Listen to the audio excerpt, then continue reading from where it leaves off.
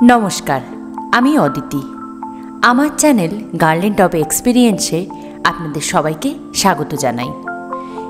এই চ্যানেলে আমি আমার জীবনের বিভিন্ন অভিজ্ঞতার গল্প, বিশেষত বেড়ানোর অভিজ্ঞতার গল্প বলি।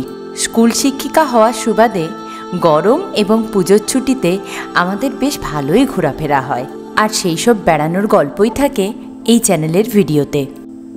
সেই অর্থে চ্যানেলের ভিডিওগুলোকে ট্রাভেল ব্লগ বলাই যেতে পারে। এবারের পুজোর ছুটিতে আমরা গেছিলাম আগ্রা, আর তারপর হিমাচল প্রদেশের লাউল ভ্যালি। আগ্রা বেড়ানোর গল্পটা আপনাদের আগেই বলেছি। কোথাও বেড়ানোর প্ল্যান হলেই আমাদের মাথায় প্রথম প্রশ্ন আসে, কিভাবে যাব, কোথায় থাকব, আর কতটা খরচ হতে পারে। বাজেটের মধ্যে আগ্রা বেড়ানোর একটা ট্যুর প্ল্যান নিয়েই আজকের ভিডিও। আগ্রাতে কোথায় ছিলাম, কত কি খরচ হলো, কিভাবে বেড়ালাম, সে সবই তথ্য থাকবে আজকের ভিডিওতে। তাই ভিডিওটি শেষ পর্যন্ত দেখার অনুরোধ জানালাম। পশ্চিমবঙ্গে যে কোনো জায়গা থেকে ট্রেনে করে অথবা কলকাতা বিমানবন্দর থেকে ফ্লাইটে আগ্রা পৌঁছানো যায়। আমরা দুর্গাপুর থেকে শিয়ালদা আজমের শরীফ সুপারফাস্ট এক্সপ্রেসে আগ্রা পৌঁছাই। স্টেশন থেকে একটা অটো করে পৌঁছেছিলাম হোটেল গ্রেসে। तो आपके यहाँ रूम कितने हैं? मेरे यहाँ 21 रूम्स हैं। सभी एसी है ना? एसी नॉन एसी दोनों मिक्स है। एसी नॉन एसी दोनों। अच्छा, और यहाँ से ताजमहल कितना दूर है? ताजमहल 1 किलोमीटर है। और यहाँ का चेक इन चेकआउट टाइम बता दीजिए। 12 बजे है चेक इन टाइम, 11 बजे चेकआउट टाइम। ओके ओके, और आपका नंबर भी बता दीजिए, अगर कोई आना चाहे तो आप। कोई भी आना चाहे, मेरा नंबर होटल प्लेस हमेशा दिखता है। मेरा नंबर है 9808322368। হোটেল গ্রেসে আমরা ঢুকলাম। এই রুমটা, এটা একটা ডবল অকুপেন্সির রুম। এটার মধ্যে এসি রুম, এটা এসি আছে, এখানে একটা বসার জায়গা আছে। আর আমাদের 3 জন, কিন্তু যথেষ্ট মোটামুটি বড়ই আছে, বেডটা হয়ে যাবে।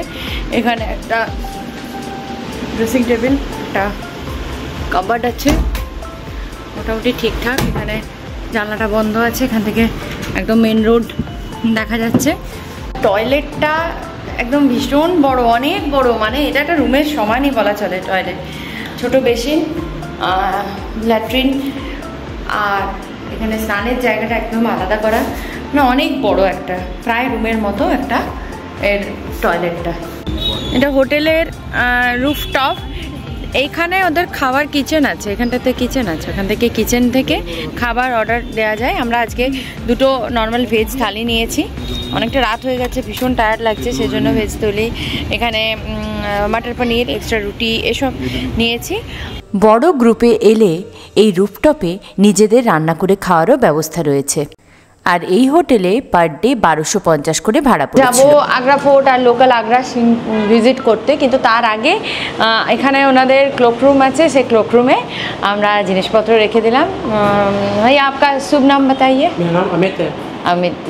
অমিত জি খুব ভালো, তো ওনার তত্ত্বাবধানেই আমরা সমস্ত ক্লোক রুমে জিনিসপত্র রেখে দিয়ে ঘুরে আসবো। আমাদের সন্ধ্যেবেলায় ট্রেন, সেই সন্ধ্যেবেলায় ট্রেনে যাওয়ার আগে আমরা সব আবার নেব। ঠিক আছে ভাইয়া, চলতে নমস্তে। শুধুমাত্র হোটেলের ব্যবস্থাপনা নয়, ওনাদের আতিথেয়তাও ভীষণ আন্তরিক। হোটেল ছাড়ার আগে আগ্রার বিখ্যাত পেঠা দিয়ে আমাদের বিদায় জানিয়েছিলেন। আগ্রায় আমাদের 2 দিনের প্ল্যান ছিল। প্রথম দিনটা সারাদিনই লেগেছিল ফতেপুর সিকরি ঘোরাতে। 9:15 হয়ে গেছে, তো এখন আমরা যাচ্ছি ঈদগাহ বাস স্ট্যান্ড থেকে। ঈদগাহ বাস স্ট্যান্ড থেকে ফতেপুর সিকরি যাওয়ার বাস ছাড়ে।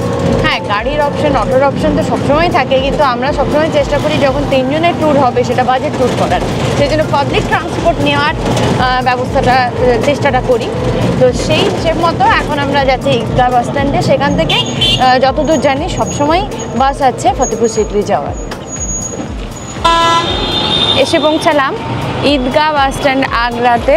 সে টোটোটাতে এসেছিলাম, টোটো আমাদের এখানে 100 টাকা নিল আমাদের হোটেল থেকে এখানে আসতে। এই বাসটায় যাওয়ার কথা, এই যে ফতেপুর সিকরির বাস, এটাতে যাওয়ার কথা। ঈদগাহ বাস স্ট্যান্ড থেকে আমরা যে বাসে চেপে যাচ্ছি ফতেপুর সিকরি, সেটা কিন্তু এসি বাস।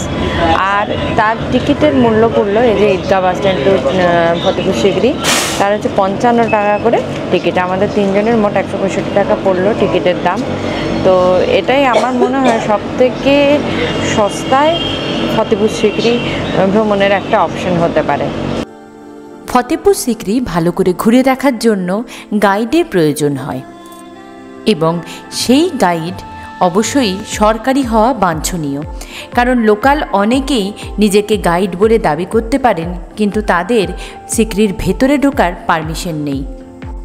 আমরা যে গাইডের সাথে ফতেপুর সিকরি ঘুরে দেখেছিলাম তার নাম্বার দিলাম। ওনার পারিশ্রমিক হিসেবে আমরা 500 টাকা দিয়েছিলাম। আগ্রার লোকাল জায়গাগুলো দেখার জন্য, মানে তাজমহল, আগ্রা ফোর্ট, এগুলো ঘোরার জন্য আমরা অটো করে নিয়েছিলাম। অটোর চালক ছিলেন পাপ্পু ভাইয়া। তিনি একদিকে ভীষণ ভালো মনের মানুষ, অন্যদিকে দারুণ একজন গাইড। সারা দিনের জন্য আমাদের অটো ভাড়া পড়েছিল 700 টাকা। এবার আসি খাওয়া দাওয়ার প্রসঙ্গে। আমরা কোথাও বেড়াতে গেলেই চেষ্টা করি সেখানকার লোকাল খাবার খেতে, আর সেজন্য কোনো নামি দামি রেস্টুরেন্ট নয়, যেখানে স্থানীয় মানুষ খান সেখানেই খাওয়ার চেষ্টা করি। তাতে একদিকে যেমন টাটকা খাবার পাওয়া যায়, অন্যদিকে দামও বেশ কম হয়।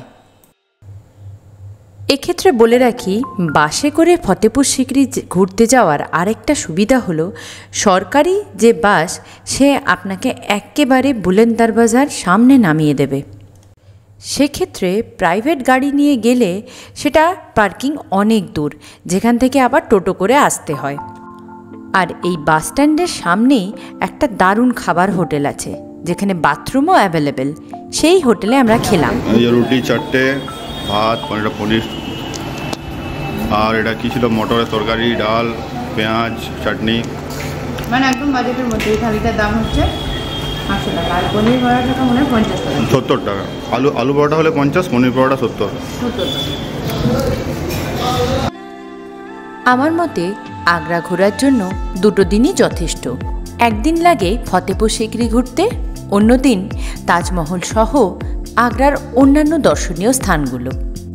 যারা এদিকটা ট্যুর প্ল্যান করেন তারা সাধারণত আগ্রা থেকে মথুরা, বৃন্দাবন ঘুরে তারপর দিল্লি পৌঁছান। আগেই বলেছি, এবারে আমাদের প্ল্যান ছিল হিমাচল প্রদেশের লাউল ভ্যালি। সেই প্ল্যান মতো সন্ধেবেলায় আগ্রা ক্যান্টনমেন্ট স্টেশন থেকে ট্রেন ধরে আমরা চণ্ডীগড় পৌঁছেছিলাম। আমরা এখন আগ্রা ক্যান্টনমেন্ট স্টেশনের সামনে দাঁড়িয়ে আছি। আমরা আজকে যাচ্ছি চণ্ডীগড়। এখান থেকে আমাদের ট্রেন আছে 7:10-এ। এখন অনেক দেরি, সবে 5:30, 5:40 মতো বাজে। তো তারপরে সেই চণ্ডীগড় থেকে আমরা যাব মানালি। আপাতত train journey Agra cantonment station থেকে আমরা এই B1-এ আছি। আগ্রা থেকে হুশিয়ারপুর যাওয়ার এই ট্রেনটাতে যাচ্ছি, যেটা যাবে ভোর 3টে নামবে চণ্ডীগড়। আজকের ভিডিওটি এই পর্যন্তই। আগামী কয়েকটি পর্বে মানালি সহ লাউল ভ্যালির বিভিন্ন জায়গার ভিডিও আসবে। কোথায় ছিলাম, কিভাবে ঘুরলাম, সব কিছুই শেয়ার করব আপনাদের সাথে। সকলে ভালো থাকবেন, সুস্থ থাকবেন। খুব তাড়াতাড়ি দেখা হচ্ছে পরের পর্বে।